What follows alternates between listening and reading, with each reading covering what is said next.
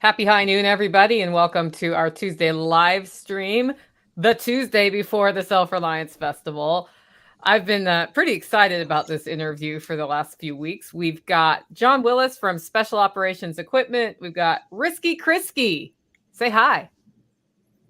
Hello, hello. How are y'all doing? What are you drinking there?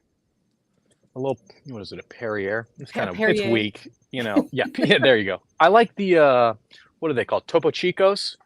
Learned about those recently, but my store's out of them, so my wife got me this. So you had to compromise for Perrier. I'm Nicole Sauce from Living Free in Tennessee. And the way this goes, guys, if you're on the live stream and you want to get a question in, put the first word or two in all caps, and then I will ask questions. Let's start with this. Should I call you Risky or Chrisky? Whatever you like. You can call me Chris. You can call me, Dweeb. It doesn't matter. Whatever. Anyway, tell us a little bit about your background and how you ended up on John Willis's channel. Okay. Well, I haven't been YouTubing that long. I've been a long-time subscriber to SOE Gear, and I've purchased their products in the past. And I was in the Army, just a short little enlistment, nothing special. Got out, did a few other jobs, was a firefighter, worked in real estate, and that sort of came crumbling to the ground during COVID. And I found myself making YouTube videos, wildly enough. So surprising we're here. I never would expect to be being interviewed and talking to John here on the internet, but it's a blessing. And, talk a little bit about the 2A stuff, some prepper stuff, but it's more tactically oriented, as well as current events. Awesome.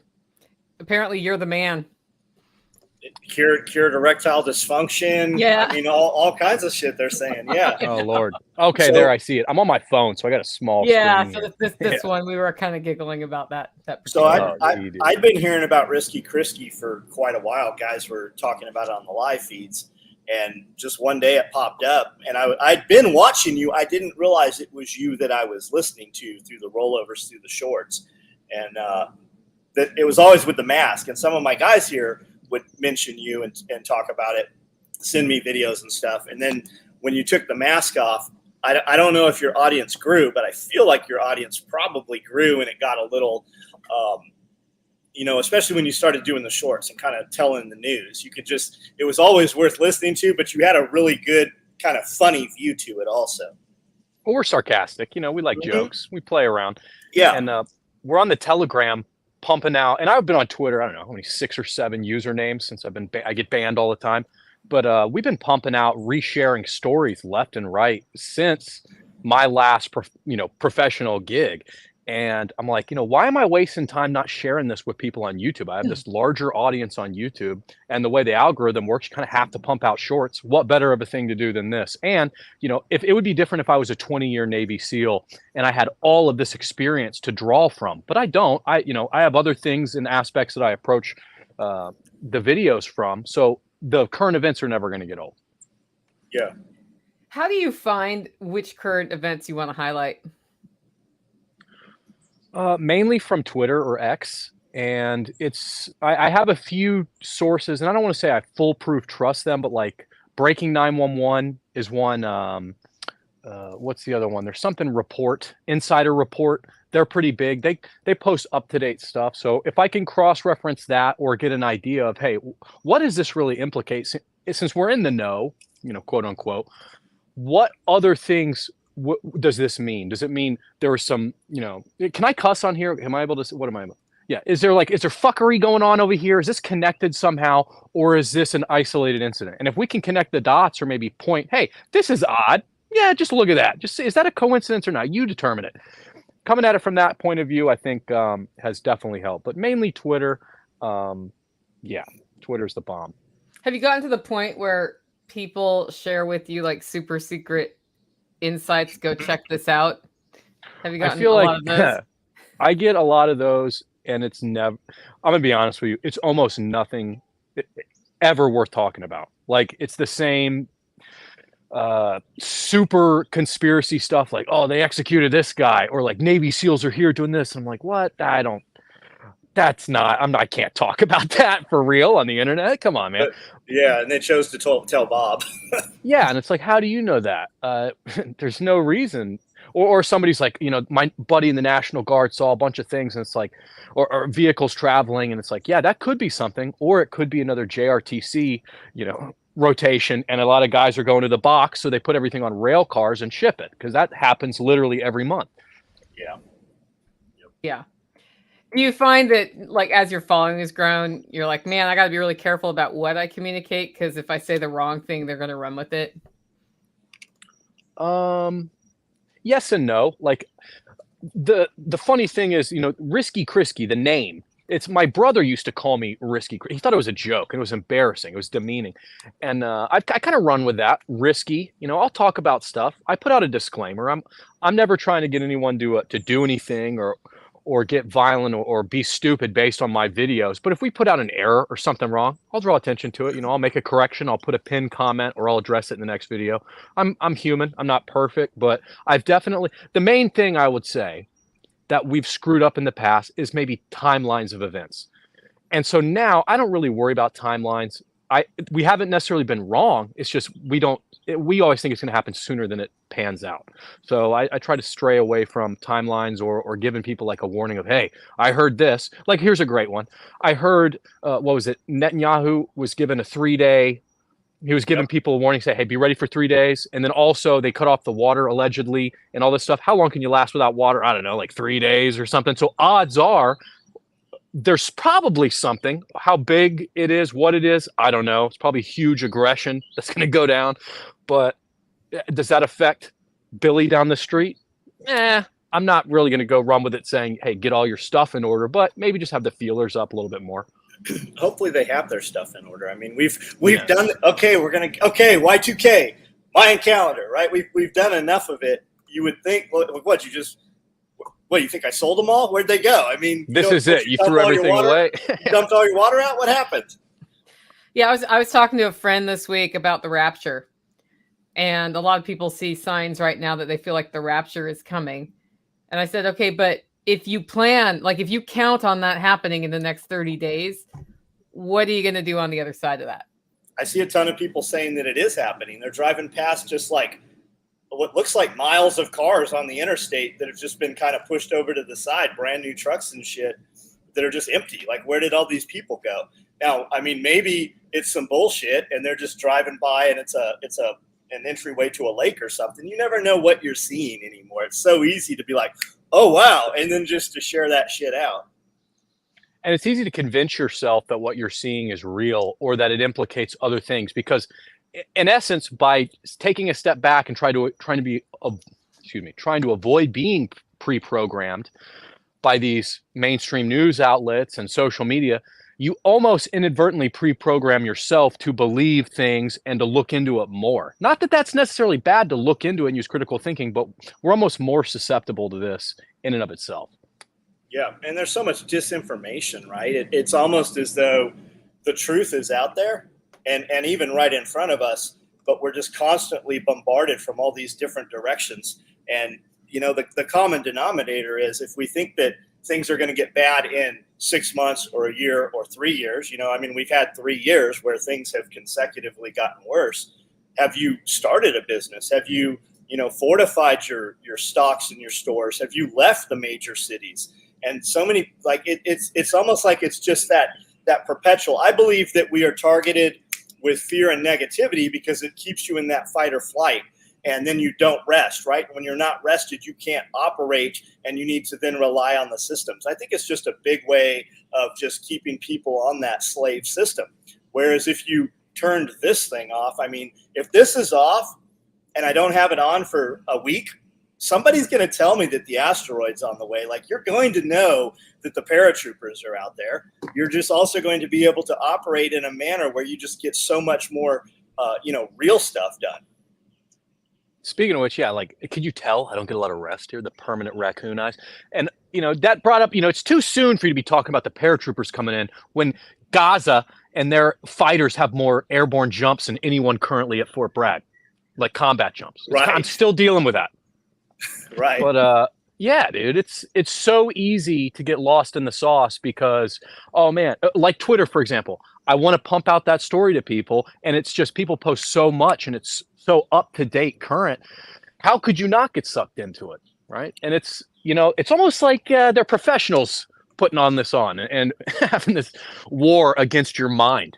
Very reminiscent of 9/11. One of my guys was saying that at lunch, kind of that same vibe. What you're going to see them send a bunch more money to Ukraine under the guise of Israel. They're going to clump it all together.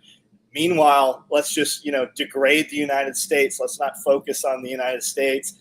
Combat age males. I mean, I don't think anybody can dispute, no matter what belief or walk of life you're in, that we are letting combat age males into the United States. There's just so much of that. And it's just, and we keep hearing about how they welded the gates open. They flew 200,000 of them into 23 cities on jumbo jets, like flew them direct from a country, landed in the United States, be free. We got dudes that come down for Self-Reliance Festival from Canada, and our Border Patrol gives them such hassle. You got about a 50-50 chance they're going to turn you back into Canada. But come through the southern border and they'll give you a fucking phone and 7 years of, freedom. Last time I checked, and I don't know if this is a rumor, but I heard compelling stories of them literally giving like $400,000 to these people, putting in their bank account. They were interviewing all these dudes and they said, who's paying you? And they said the UN's paying them. And they had like these debit cards.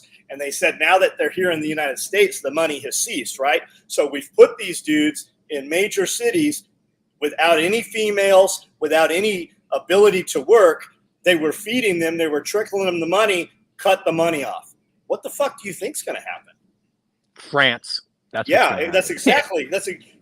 We hear it's about like a playbook we've seen before. Yeah, we hear about Notre Dame. They burnt down a cathedral every single week. They burnt down everything in France. The writing's on the wall. It's coming here. The globalists are in charge. They're bringing that to this part of the globe. That's what they're doing. When you have the UN and CDC and you have all these, the World Economic Forum say the biggest threat to health and freedom in the world is the United States Second Amendment, right? So you've got all these clashes now between pro-Israel, pro-Palestine inside the United States. Wait, it's the playbook, right? You're going to have somebody take some shots at a mosque, or you're going to have somebody that they say is Jewish take some shots at the synagogue, vice versa.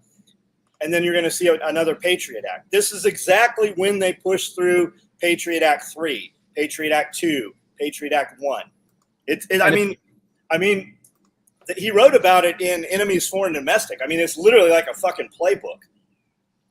Well, and if it doesn't happen naturally, go to waste, and you were going there too. And if you don't have a crisis, make one. Yeah, that's right. You're going to make one, just like you might even have to make a video cartoon and say, hey, that's offending these people. They have to take over. It's Benghazi again. It's going to be a false flag if it's not the ultimate false flag of them flooding you with migrants and pissing them off. Yep. All right. And now for something completely different. John, where did you get the shirt you're wearing? We made it. We make a different shirt every week. We do 125 pieces. It's very rare that we re-release them. We did this one a couple weeks ago, re-release it.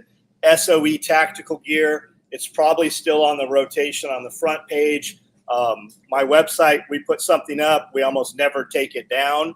So there's, it's a mess. It's very disorganized. But luckily, we have enough people that follow our text and email that it gets bought up right away. So it works. All right. So with all of this fear mongering going on, how do you keep a level head? I don't find, oh man, if this guy's watching, I hope, if Chris is watching, I doubt it. He's a normie, but this guy once taught me there's really, and this was his take, there's no such thing as perfect balance. You're back and forth, compensating, overcompensating. And I let out with schizo rants. I let the pressure build until I have to physically remove myself from society, put on a mask, and scream in the woods with a gun. It works, yeah. man. Has that fixed all your problems? Yeah, until the random person trespassing sees it, and then that causes a little ruckus. But we're good so far. Fear is addictive, right? And whether, or even the negativity. I recently heard maybe 6 months ago from Hormozy, and he was saying, it's almost more important to remove negativity than it even is to add positivity. And it's that abundance, mindset. When you operate as though it's like trying to figure out, oh no, this electricity bill is pretty high. We need to figure out how to cut $100 off. Why don't we just figure out how to make $1,000 more and pay it for the rest of the year? And that's the same thing, man. It's so easy to get hooked on that. And when you do because we can do it in the middle of the night, right? It's just like that, the prepper shopping. You see in all the prepper groups on Facebook, I got $20 to spend. What should I buy? You shouldn't fucking buy anything. You should figure out how to turn it into $1,000 and then make $1,000 every week. But they never get beyond that, right? It's that slave mindset. And that's that fear thing. We can get in bed, laptop, just start surfing, whatever it is, and it'll target you. Whatever you're used to looking at, it'll just feed you more of that, where there's no real call to action at the end. Okay, now we all know that society, there's this possibility society collapse. We know that taxes are up. We know that fuel costs more. We know that food costs more. When really the conversation we should be having is what we're buying at the grocery store even safe to consider food, right? There's no nutrient density to it. There is chemicals all over it. We know we are being poisoned, whether it's intentional or not. So what's the solution? Put some seeds in the ground, grow some microgreens, do some sprouts, have some rabbits, right? And when we're doing all of this, and it's that constant fight or flight, we don't ever put those roots down. You have kids. I have kids. When we were young, we could push all kinds of weight and live in culverts and run through the fields and hide and stay in attics and shit. That all goes out the window with the screaming baby, right? That all goes out the window when you have those roots that are starting to grow. Yeah, I saw that. I think I saw that video floating around about it's more important to remove the negativity than it is to overcompensate with positivity. It's almost like not even comparable. And it goes back to like the Jocko sort of mentality of, Absolutely. Oh, so this happened. Good. How do we deal with this? How do we how do we not only get over this barrier or plateau, let's just destroy it in the process. Yeah. Yeah. And what he said was, oh, everything's fucked up. Oh, this happened. Oh, we lost this firefight. Good. Now we know what we're going to do the next time with it. I always wonder, so I'm seeing this, we're back to the shelter in place for 3 days thing. When you hear that that's happening in another country, in our network, folks who classify themselves as preppers, how many of you listening right now cannot shelter in place for 3 days without even thinking about it? That's the question I have. I mean, even if you can, that can immediately go out the window with a storm or a fire or a laser or, whatever the cause is, right? That can immediately change no matter how prepared you are.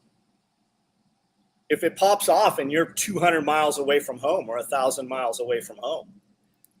And if hearing that right now makes you think like, I can't shelter in place, you could fix that pretty darn quickly. 3 days is easy to cover. And there's so many, oh my God, what am I going to do? I mean, how many people lay down and die? I mean, it just happens. People cell phones go off and kids just commit suicide, right? How many people had been shot in the finger and died from shock from being shot in the finger? And so many of those problems, right? Shelter in place. We'll get a fucking hotel room. Well, they're all filled up. Well, then go a little bit farther and get a hotel room.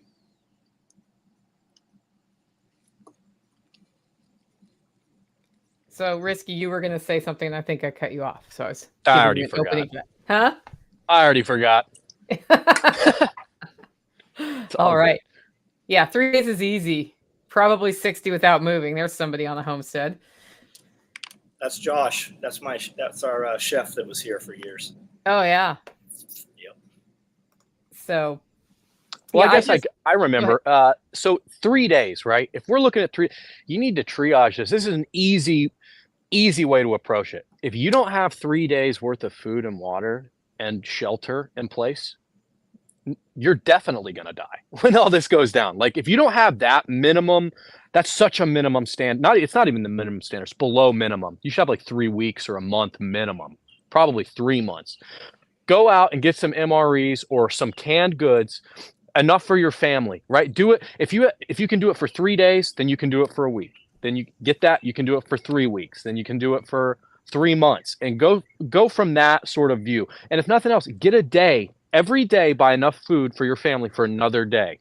You don't have to spend much. You can get a $5-10 in canned goods and other things is enough. It might not be ideal, but you can do that. Get some toilet paper, get some water, right? And just do it slow. And before the end of the week, you're going to have enough for a week for your family. Start right now, go there, spend $20 and you'll be good. You can make it work. It's better than being sitting on your ass and letting this happen and then thinking later, oh my God, my family's dying of starvation. And I am the guy who watches prepping channels all day, every day.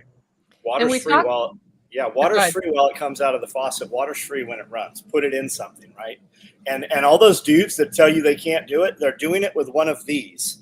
They can afford this. Mm-hmm.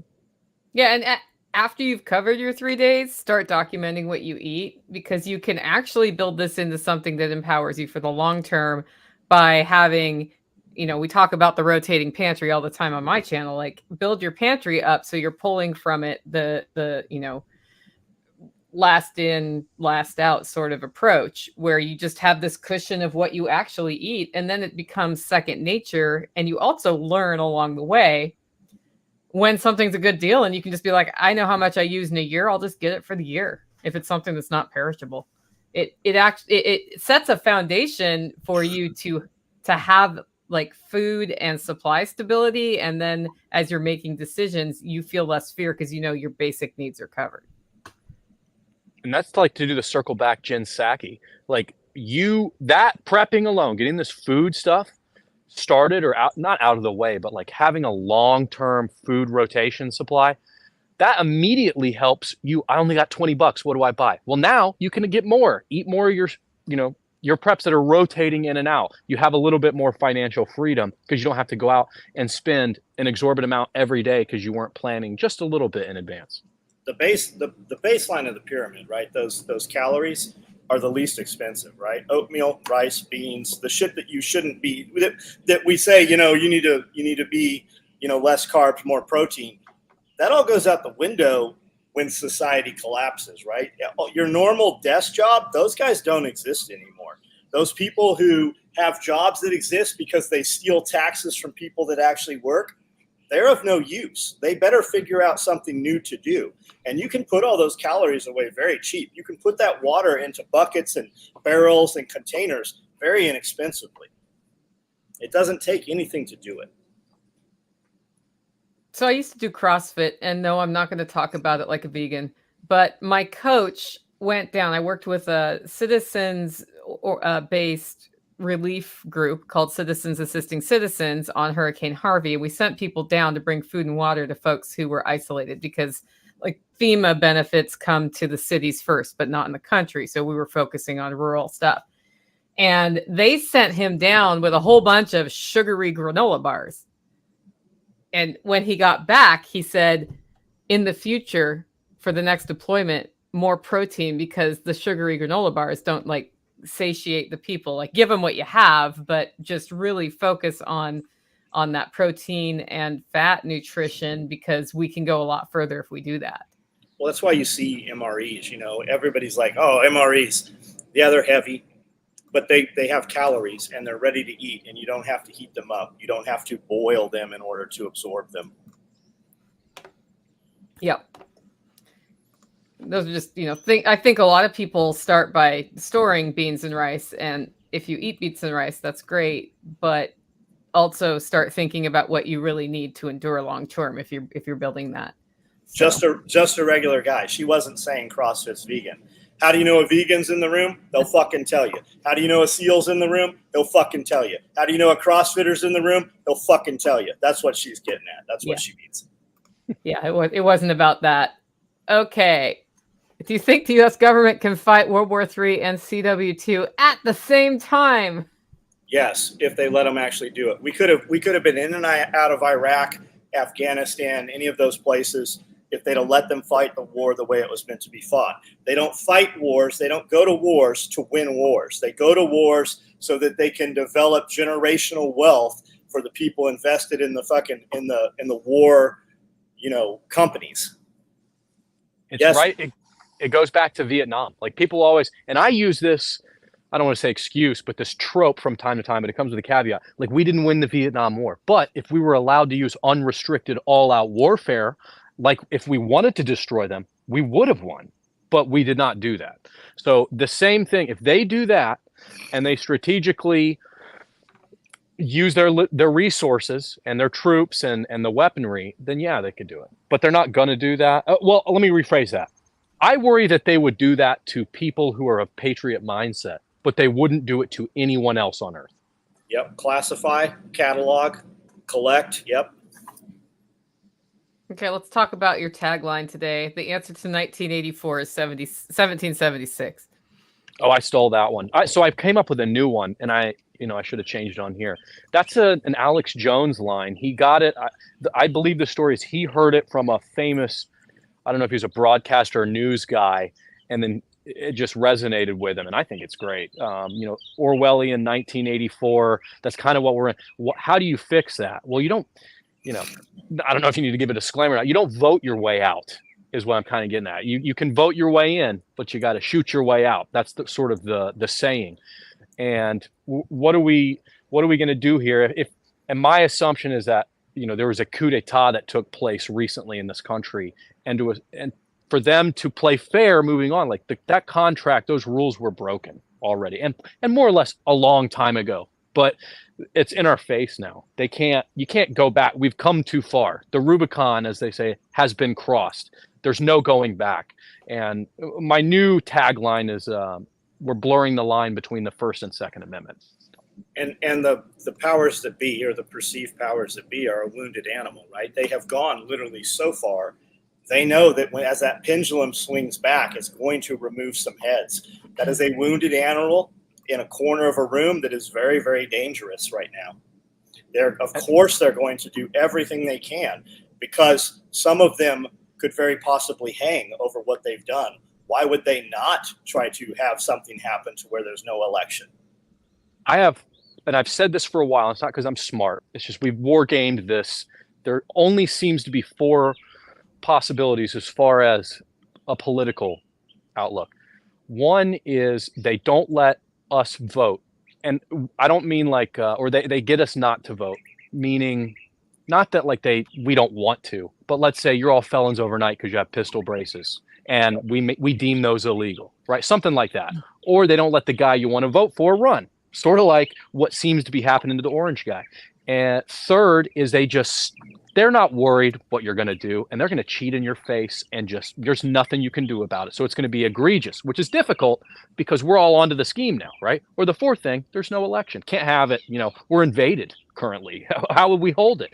So one of those things, in my opinion, has to take place. And it's why I tell people we don't have to do anything other than show the truth, which is why the propaganda and the censorship is running rampant, because we literally have done nothing wrong. If we present the truth back and say, now what are you going to do? Now what are you going to do? You're going to do it right in front of us? All the normies are going to see. You're going to not hold it? Well, we've been calling that. You're not going to let them go and run? Well, that's a first, right? They're going to have to do this. So if we are peaceful, they're going to have to show their hand or have more false flags and force their hand. Either way, we have to remain peaceful and do the right thing, because the fight is coming to us. We're not having to go out and be the aggressors here. Absolutely. There's not a single thing you just said that I think could even be disputed in any manner from either side. I think the other side believes exactly that as well. Yeah, and Andy, that's why they're making such huge mistakes, or they're going balls to the wall because they don't have another option. Yeah, blunders, just crazy shit. Yeah, Prairie Living, Andy Frisella, absolutely. Yeah, Andy, I'll read this for the audio people. Andy Frisella says it well. If you knew the punishment for crimes committed was death, what would you not do to avoid it? Speaking to the elite class. Mm-hmm. The elite class does not get held accountable. We know they don't. I mean, yeah. Nancy Pelosi's husband, any of that. We already know that. Yeah. My worry here is it's, and I don't know if it's a worry. These things have to come to pass, right? That's what the book says. I believe that they're probably working hand in hand with evil forces, and they are so terrified of that they're willing to do this treasonous behavior, because I think that is the globalist cabal leader, right? Whatever they got going on secretly, I think, Antarctica stuff, but like whatever's happening, that is the motivating evil force. Whether he looks like a reptile, whether he looks like a blonde, beautiful Olympian, whatever it is, right? That thing, that evil force, is what's controlling them at the highest level. Right. How evil do you want to go? Right. I mean, take your pick. Whatever it is that you believe in, witchcraft, Satan, whatever it is. I mean, it all looks the same. I mean, it all points that direction. Why? I mean, yeah. How would you get people to do the crazy shit that they are doing? It literally is. It's like it is biblical. Yep. And then what do you do in reaction to it? Sit and wait. I mean, just better your family, build community, put yourself in a better position to hold out. You don't want to be the guy at the Capitol that they're rounding up 2,000 of and putting in prison. I mean, what does that do to you right now? Build your community, build strength, build up yourself, and just wait. I mean, you're going to know when it pops off. When that bloodshed starts, it's going to be very, very evident. Yeah, assuming it's biblical, that's my belief, right? That's where we're headed. That might not be everyone's belief, but that being said, that's nothing I can control. That is literally out of my power. I can only control what's in my circle of influence, what I can put my hands on and change in my reality. And worrying about things that have to come to pass, knowing there will be wars and rumors of wars, knowing they've even said they're going to go to war with Iran. That's them saying it, right? And then here we go, like proxy war through Iran by leaving the Taliban weapons, letting them, all this stuff. Okay, I couldn't control any of that. So it's going to get worse before it gets worse. And I better be prepared to deal with this. And I should probably think about the positions I'm putting myself in, like January 6th. Like I almost went. I had a guy who's in the know stop me and my best friend from going at 11 o'clock on January 5th. We'd already paid for the hotel and got a rental car. We were going there. Like we were going to be peaceful, but I was prepared to get into a brawl with Antifa. I was kind of like, yes, finally, let's just go bash some skulls from these, terrorists. And he's like, don't go, dude. It's going to be the worst decision you'll ever make. Put on such a good argument that we didn't go, and he saved my life, more or less. Yeah. Yeah, I know somebody who was there peacefully and will not be on Twitter ever again because he was geographically close to that whole situation. And they were just like permanent ban for life. Just for being like based on his geolocation on his phone. That's wild. Like, not that he said anything, not that he did anything, just you were there. And I know people who were on business trips, permanent ban for life.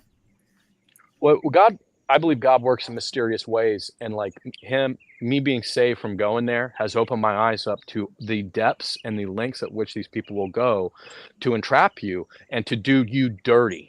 As the people that we give money to protect us, they will do the exact opposite. They'll ruin you in the process. They'll put you in a gulag and torture you. So seeing that, looking at how they're tracking people, putting eyes in the sky, monitoring your phone, being able to ping your card, all this crazy stuff that I had no idea was possible. It's awakening, right? Maybe that's why I have the YouTube channel. Maybe it's because I got my eyes opened and I feel obligated to tell other people, hey, here's what's really happening. You can think I'm a schizo crazy person, but just give it some time. You might reconsider. Yeah, geofencing. I mean, you can have a carjacking take place in a strip mall and they can know every phone that was there and then eliminate it. Well, clearly it wasn't this soccer mom. It wasn't this cardiac surgeon. And then they just pill in the rest of the handful, right? When you look at operation or the tech called Stingray, right? They were doing that in the very beginning of the Iraq War. They were able to ping all phones off of towers. They were able to actually take over a phone. They could take over your phone, send a message as though you sent it. That technology is 25 plus years old. And still to this day, local level law enforcement agencies have access to that. Every time that is brought up by attorneys for the defendants, they dismiss those cases. Whenever that gets, they're still not talking about tech that's 25 years old. Just imagine what's available right now to them. And it's laughable to me when people, you know, I get a lot of flack for like radio stuff, right? Because I talk about maybe less tech is more, and not all the time. There's definitely like the highest tech radios. Those are cool. Like I enjoy them. I own them as well. I don't talk about them all the time because the average guy can't afford it or even know how to use it. But that's sort of the whole thing. You have to be an absolute tip of the spear expert to navigate this technology safely when the critical time comes. And odds are they're still going to have technology that you're not aware of that's classified because they have backdoor access, because patents exist and they get first dibs looking at them. Like whether we want to accept that or not, the only reason the NVA, the Taliban were able to even have some successes besides them not going scorched earth like we mentioned earlier is because they went less tech, fight on our own terms, face-to-face contact. We're not going to give you these avenues of approach to destroy us on social media, bringing our phones everywhere. We're going to use dumb technology as low level as we can to counter your massive force multiplying technology. Yep. Pigeons and rat lines, man. Yep.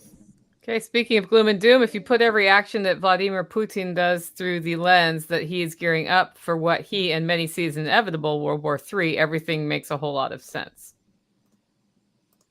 I am a Gen Xer who has been afraid of World War III since I was a kid hiding under my desk. And now I'm not afraid of it. I don't know. I mean, I feel like if we go that deep into war and we start sending these catastrophic bombs around, I'm not going to know it anyway. I'm 52. Every year that I can remember, something was supposed to, end the world. And imagine had I operated as though I just wanted to keep going and make things better, right? Rather than putting money into holes and putting money into just collecting stuff that's going to expire or go bad. And I'm not saying don't do that. I'm saying rather than going and out of panic buying a ton of freeze-dried food, start a damn freeze-dried food company. Make more money. Money buys you options. What's the question here? Oh, nothing. I was saying they started a freeze-dried food company. Just happened to be commenting right then. Yeah, just put yourself into a position that you can enjoy doing this stuff. Make it a hobby, whatever, but don't do it completely out of fear. That can still be, imagine if you put yourself in a position where you could sell thousands and thousands of dollars of whatever that is every week and got your own for free. And then in addition to having it in the one, garage at the apartment, now you have it at a house. Then you have it at a secondary and a tertiary location or other states, or you buy event venues and then you have some stuff cashed out. Just buy yourself options. And it's that fight or flight, man. You got to hurry up and take what little you have and get rid of it. It's designed so that you get rid of it and it just keeps that divide between you and them. It's literally like what's going on. It's like that kayak commercial.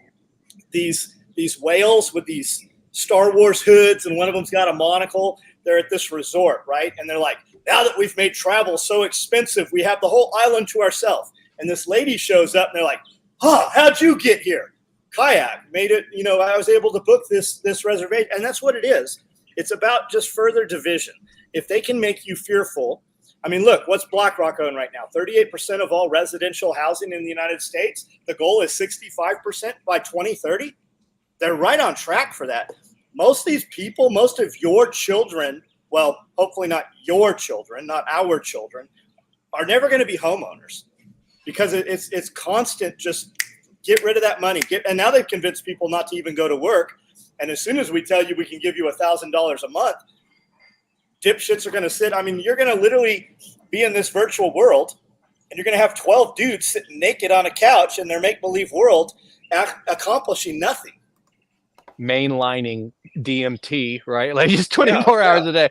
They're going to cut. My thought process is, at least wargaming it again. I could be wrong. It's just an idea that this is exactly what they intend to do. Klaus Schwab said you're not going to own anything and you're going to like it. How do you do that? You get to the position where people only rent stuff. But then you still got these pesky preppers, homesteaders, and homeowners, landowners. So how are you going to do that? You have to cut them out of the system. You have to drive their taxes through the roof so they have trouble paying them, or make it difficult for them to even pay. You're going to have some experimental medical procedure. You're going to have this cool, fancy one world currency and buy into the beast system for you to even pay your taxes. Otherwise, we're going to raid you.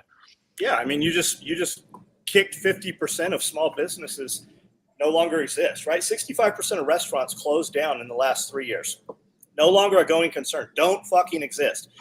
We might not even recognize it because we don't go to a lot of them, but the signs are starting to fall off of the buildings. The signs are being removed from the buildings, and then it really dawns on you as you're driving past, these locations are vacant. How many businesses, this small, little, tiny ass town, half the businesses went out of business. And what's left? Walmart, Lowe's, Home Depot, Sam's Club. Why were they able to stay open when, a two-person business couldn't? That's by design. It's all by design. And when they defaulted on those rents or those mortgages, when those businesses went out of business and couldn't pay that landlord, and that landlord had to sell that business, who owns that property now? And it goes back to what you were saying earlier.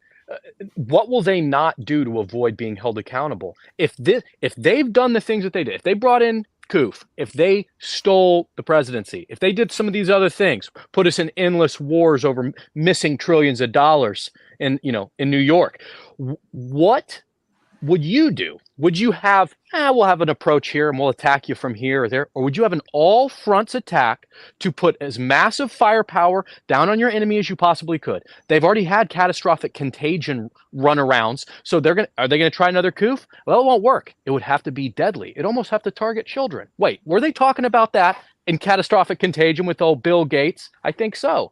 So they're going to do that. They're going to do the dollar crashing. They're going to have us at world war. They're going to want us to have civil war all at the same time to make it such a terrible chokehold that it's almost impossible to escape from. And did we even have a real pandemic, right? Did we really they turned 5G on, so, and they're pumping you full of metal. So, and it's almost like there's some hidden technology that, metal interacts with these electromagnetic waves or something. Back to all your food is poison, right? Do we really trust that? And even if it's not, is it nutrient dense? Can you operate on the same food the way our parents did? And I think the answer has to be no. Event 201, War Games, 2019. They just had another event, and that's what they said. It will target children. But the biggest part of that event, and it's weird, because when you search new event 201, you don't see the number attached to it. The World Economic Forums has it on their website. They talk about this new event they did. It's going to target children under the age of 12. It's going to be way more virulent for young kids. But the biggest part of that event, like 60% of it, is how do we control social media and disinformation, right?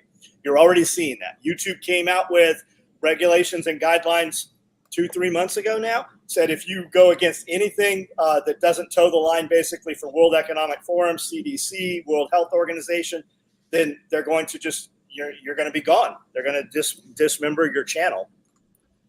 I'm surprised my channel's still around. I think I'm just small enough that I've slipped through the cracks. I would imagine once I get close to approaching that, little YouTube button that they send you, I'm going to get the axe. So we're going to have to. Are you backing up to other stations, other systems? I simulcast to Rumble. So everything that gets uploaded immediately goes to Rumble. My goal was to get on radio, and it's pissing me off because I was trying to buy this commercial building, put up an antenna, and broadcast AM call-in shows. But then I'm like, they're not even putting AM radios in the cars now. And it's like, oh, that's probably just another coincidence, right? There's no way they're going to let you broadcast your signal that they don't have control over. So maybe we start sending out AM radios. Yeah, that's my other thing. That's why I talk about the radio stuff to begin with. I want people to at least know their way around, to understand the concept, so that when full tyranny censorship kicks in, at full effect, there is a way they can still get that signal. And I think like S2 Underground's doing that by pumping out these broadcasts. I think he did GhostNet. He's trying to work around this, and that guy's at the tip of the spear as far as I'm concerned. Yeah, and Mike's channel's awesome. S2's awesome. Where the fuck did Christian from Ice Age Farmer go? What happened to that dude? Yeah. He disappeared. Yeah, gone. I actually tried to get him on with us once, and it was right when he disappeared. And what's the other? Yanasa Ventures is really good. There's another dude. 2030. He's out of East Tennessee. His stuff's pretty good. Yep. I've gone back and forth with him a little bit. We haven't quite aligned on a schedule. Which is weird because he's close. We should totally have him out here. Yeah. Yep. Yeah, I plan to sit down. Risky Chrisky's going to be here at SRF this weekend. We plan to sit down and do a podcast, guys. Glenn Tate, Heavy D, wrote 299 Days. He does Prepping 2.0 as his podcast. He actually is on AM radio and some FM radios also. You might reach out to him about how he maneuvered that, but he is on some radio shows. His podcast goes out on radio. It's just funny. The more I look into it, the more these conspiracies seem to pop up again. It's like, how would we miss all this technology? People are like, that doesn't exist. It's like, well, I can think of a super obvious one. And it's like, whatever happened to Nikola Tesla's technology? Why did all that get suppressed? Why did we go with Edison and all this other stuff and just miraculously, the government has a monopoly, the US government specifically has a monopoly on all this stuff. And it's why I don't believe in the alien crap they got going on. I mean, I'm sure there's probably some stuff out there, but I think a majority of it's just our own government. Well, I mean, Mudflood's pretty fascinating when you look at all the, the orphan trains and the technology.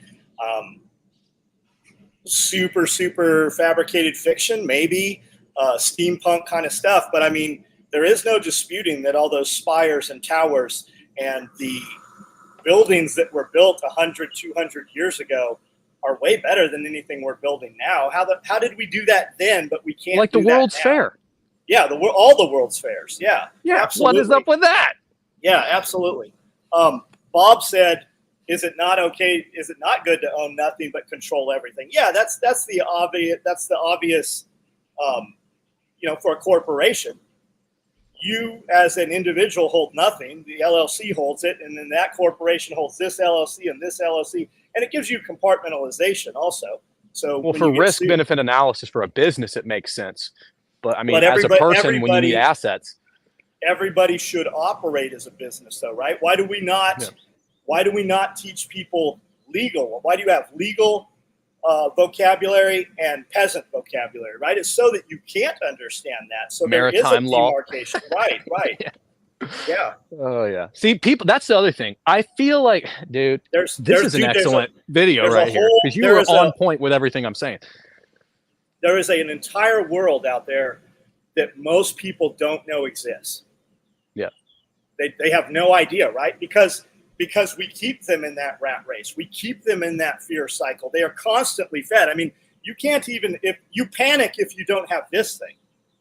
I mean, go out in the wilderness, just randomly grab 100 people, throw them in a van, and take them out into the wilderness, right? Give them infrastructure, whatever, but take their phone away. See how many of them don't come back, willingly just demise over not having this. That's going to be the hardest thing about whatever conflict. If it ever comes to Americans having to defend themselves in a kinetic fight on a large scale, I'm not even saying who the enemy is or whatever. Having dudes not take their phones with them is going to be the hardest thing that we're facing. I guarantee it. We're worried about, Ukraine's got blue tape. How are they not being seen? It's like, bro, you're going to have your phone on you. Like, shut up. Yeah. And they do have their phones on them, right? Yeah. When the war first kicked off, we sent Iridium phones with several dudes. We sent them with some of my guys embedded with some team guys on some freighters and stuff, doing some maritime shit when the war first kicked off. And then we heard helicopters went down in certain places, and we had to wait multiple days to find out if those were our guys that died, right? Not anymore. They literally have these things out in combat on the FOBs. They are out there. Everything is shit. We have enemies knowing where our soft guys are running and where their compounds are based off of their PT off their fucking Fitbits. Everything is a tattletale now. Whether you even realize it or not, it's on the net. But guys will still say, you got to buy this certain radio over that one because this one will keep you safe. It's like, it's more how you use it. It's like noise and light discipline as opposed to this piece of tech versus they're both going to get you killed. How do you minimize that?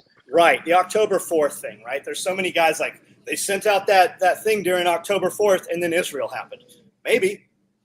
Dudes were like, what are you going to do? I'm like, I just bought a stack of Faraday bags. They're like, well, I don't think anything's going to happen. No, I don't either.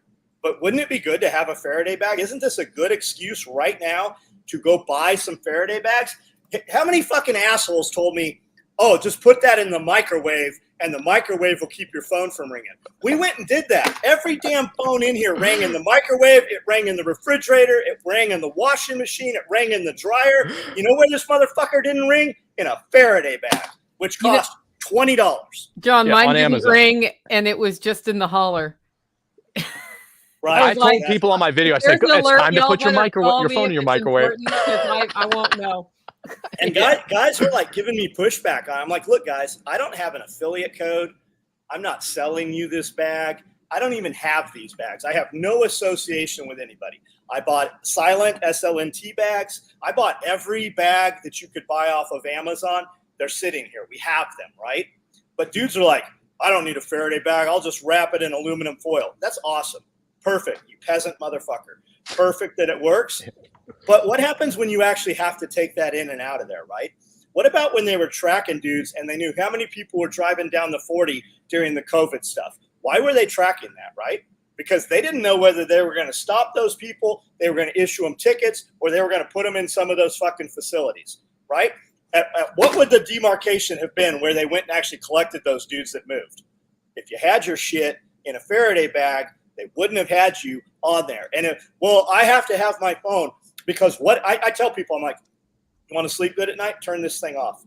Get it away from your head. Kill all your Wi-Fi inside your house. You will sleep better. I don't know if it's real or not, but I certainly feel like I sleep better in the last few months when I've been turning this off and killing the Wi-Fi, right? Dude's Have you seen the video of the plants growing side by side, one with Wi-Fi, one without, and it's like night and day. Not only, man, and guys are like, well, what if there's a fire? I don't know. What'd you do the last 30 years if there was a fire? Have a fucking smoke alarm. Jump out the window and get GTFO. That's what you do. Yeah, we don't put fires out here. We watch them burn. That's what happens out here. You better have your own fire. Run next door and use your neighbor's phone. And as far as that Wi-Fi shit and plants, man, we just picked up some wire and some outlets and stuff, putting a 30 amp circuit out here. And they have this copper, and I was talking to my guy Jake. I said, "Have you seen the electroculture stuff?" He's like, "No." So I was telling him about it. I go, "They take copper, they wrap it around a stick, they put it in the ground where they're growing their garden, right?" I've seen tons of this stuff, thousands of these videos, and I've sent them to a few guys, and they're like, "Does this work?" I go, "No, I sent it to you because I know your ass would try it. You tell me if it works." My boy Lance got back, and he's like, "Okay, here's video, no bullshit." Side by side, planted these things at the exact same time, water them the same time of day, same solar aspect ratios, multiple beds, different locations, every single one of them side by side, the one with that damn copper wire running down, wrapped around the stick, they're all 30, 40, 50% larger. And I'm like, "You're fucking with me." He's like, "No, I'm telling you, this is That's real." awesome. Dude, I got to tell my best friend that. He's going to love that. He actually, I told him, I was like, I'm going to Tennessee for this thing earlier. I was just on the phone with him before we started. And he's like, "Oh, that, the prepper deal." I was like, I was like, Wrangler Star is going to be there. And he's like, "Who's that?" And I was like, "The dude who talked about grounding his bed." And he's like, "Oh yeah." And I'm like, "Now you ground your bed." Cause he was right. Yeah. And he's like, that guy. Not only that, man, prepper aside, holistic medicine aside, dudes that are multi-billionaires, right? Ed Milet, Brecca, Frisella, all those dudes, they sleep on a copper mat that's grounded, every one of them. They all have cold baths. They all have saunas. They all have hyperbaric chambers. Maybe it's some bullshit. Maybe you just tell me if I do these things, 15 minutes of sauna, 60 seconds of ice bath, sleep on a copper mat that's grounded. Maybe if you just maybe it's placebo, right? Maybe when I'm I always do this when I'm doing a shot, but it's, wherever. TRT, right? Maybe my TRT, maybe my testosterone's horse shit. But since I've been able to use TRT, I sleep 4.5 hours a night and I get fucking 10 times more shit done every fucking day. Maybe it's placebo. I don't care if it's placebo, but the effect is the same. I think it's real. Yeah, the odds are, yeah, you're right. It could be placebo, but the odds are, if it's that widespread, there's something to it. when you get I don't know those guys, right? I don't know Ed Milet, I don't know Frisella, but I know people that are partnered with both of those dudes that are heading that direction, right? And I'm grabbing on and I'm running with them, right? And if they do that shit, why would you not do it? If it like, why would you not just do it? A lot of people, I think they don't realize because they're not in business or they haven't worked in the private sector. I don't want to say at a high level, but like managing their time, because these dudes who are billionaires, these businessmen, that's literally their most important thing is time in the day. How do I maximize every second of the day and still get the amount of rest and be with my family and do what I have to do on top of business? How do I make it flow better? So when they're talking about sleep, when they're talking about delegating things that don't matter, how to maximize your happiness or your influence or whatever, they know what they're talking about. I mean, that's my experience at least in the real estate side, talking to these guys, dealing with them directly, selling them houses and shit, but like they're right. They know what they're doing. Yep. Yeah. I think it's real, man.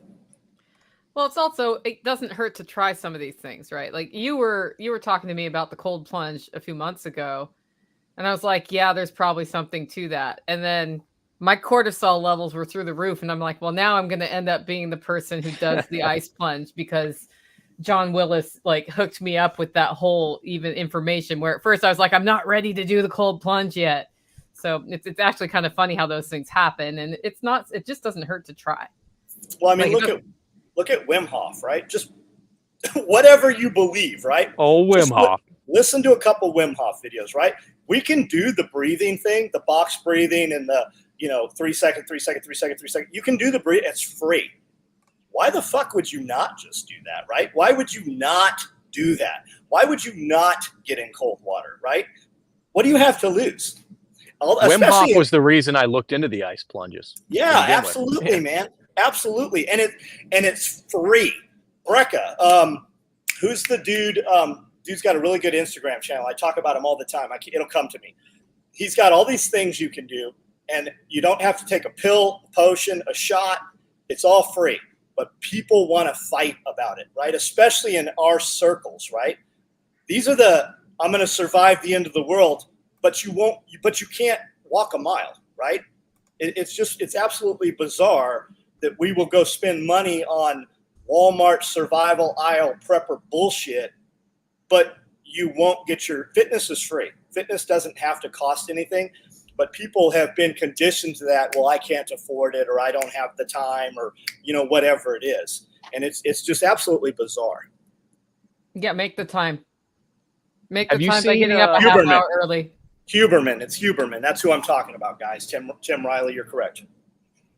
So have you ever done the tape thing to go to SRF? And the answer is no. Get your tickets at selfreliancefestival.com. Go. Here's the other thing really quick about SRF, guys, and Nicole will cringe when I tell you this. People like, I can't afford to come to SRF. You could sneak into SRF if you were really committed. You could just come in. The best stories, and I know people that are involved in some of these stories, right? The gatekeepers. I wanted to, like the JetBlue guy, right? He wanted to get a hold and use these guys' jets. He couldn't get a hold of this guy, so he bought all the muffins. He bought all the muffins and sat outside the coffee shop where they're having this conference. And when they came in, all these executives came in to buy muffins, and they're like, that guy bought them all. So they're like, hey, what are you doing with the muffins? I want to have a conversation with you. Sit down, eat your muffin. I want to talk to you for 2 minutes. You just have to be committed. I would rather have the dude that snuck in here. It was so important for you to come in here and have access to some of these people and have those real conversations. I would love to see that guy. I don't care about your money. You're going to see that guy. I know him. He's one of my friends. He asked me, he's like, can I still get a ticket or should I sneak in? He's like, should I ride your coattails? I was like, sneak in. John Willis used to put his own customers on blast on the internet and make videos about it. I was like, you want him doing that to you if he catches you sneaking into his festival? He's like, you're right, I gotta buy the ticket. I met somebody this weekend who said that she could not afford the ticket, and I gave her a ticket. I was like, don't let that be. If you are committed to like putting the time in to come here, I mean, we have ways people can volunteer and get their ticket, but also like, I know if that's legitimately it, then come down. It'll change your life. I know so many people with way more money than I have that are like, I can't come out. No, what you mean, motherfucker, is you don't want to come out, and that's okay. Use clear, strong words. The dude who wants to come so bad and truly can't afford it, fuck, I'll feed you. Come on. Okay, I know that we're getting to the end of your time, Risky, so let's make sure we cover what you want to cover today. Oh, we're good. This went so great. Like, see, I know it because I watch John all the time when he does his lives, and he knows what's up. Like, that's why I watch him, So this is great. I would love to chat more when I have more time. Unfortunately, I got to go pick up the little one from school, but I appreciate it. This was a great meeting. I can't wait to see y'all down at SRF. Yeah, I look forward to meeting you in person at SRF. Yeah. And, I won't be sad, guys, if instead of sneaking in, you buy the tickets. But, at the same time, if you cannot afford it, you better reach out to me. Okay, real quick. Dogman, real or not real? I think it's real. I used to make fun of it. It was the one I thought was the dumbest one. But I've heard some stories and accounts of guys encountering it, like in Indian territory, like up near the Twin Lakes or whatever they call it, or the Twin Cities. Do you know who the Joe Rogan of Paranormal is? Who's that? So they have, I can't remember his name. He's here in Tennessee. I met him. Of all places, the middle of fucking nowhere here over in Paris, we have the Dogman Conference, and we have like 400 people show up. All the TV show guys, everyone's here for the Dogman stuff. Does this happens regularly? Yeah, once a year. Yeah, dude, let me know. I'm going to be there the next time. Oh my gosh, that's hilarious. Yeah, good dudes, man. Good dudes. It was a fun time. Yeah, no, I'm definitely going to cryptids. It's the Cryptid Conference. That's what it was. Exactly, Faith. Yeah. I got the guys over at Blurry Creatures. I'll try to get them to go too. Awesome. Sweet. So Risky Chrisky's YouTube channel link is in the show description. So make sure you give him a follow. And I look forward to meeting you in person. You can hop off whenever you need to hop off. We'll wrap up as we wrap up. Yeah. So I asked if there's a pay it forward for gifting tickets or something. Yeah, talk to me about that. I have somebody who did that, and I gave them away this week because they couldn't come, and then I actually converted them to a digital pass so they could see the sessions as well. So, but there's a lot of really cool stuff that happens, and Self-Reliance Festival is this weekend, so Saturday, Sunday. And there is a virtual pass for you guys that can't come out. There's a virtual pass, or it's a lot to watch all at once. And once you have that virtual pass, you can watch it in bites. Yep. That's all over at selfreliancefestival.com. And attendees do get 50% off the digital pass if they want to add it. Anyway, thank you so much for making time for us today, guys. And I'll see you both in person really soon. Absolutely. All right. Take care. Thank you. We'll see you soon, buddy. Bye.